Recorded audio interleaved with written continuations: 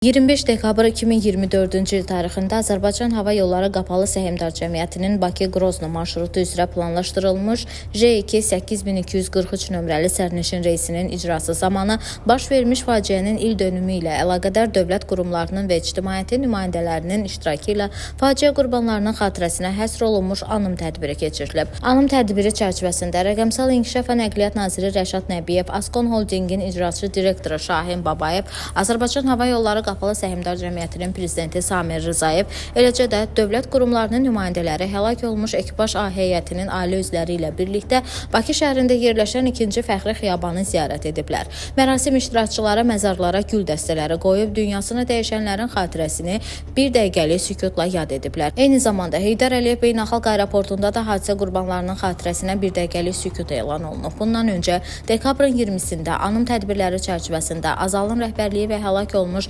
ekipaj üzvlərinin yaxınları Qazaxıstanın Aktau şəhəri yaxınlığında baş vermiş qəza yerini də ziyarət ediblər. Bu səfər hadisə qurbanlarının xatirəsinin ehtiramla yad edilməsi və əbədiləşdirilməsi istiqamətində atılan növbəti addım olub. Xatırladaq ki, 2024-cü il dekabrın 25-də J2 8243 nömrəli Bakı-Qrozno reysini yerinə yetirən Azala məxsus Embraer 190 tipli sərnişin təyyarəsi Rusiyanın hava məkanında kənar fiziki və texniki müdaxiləyə məruz qalıb.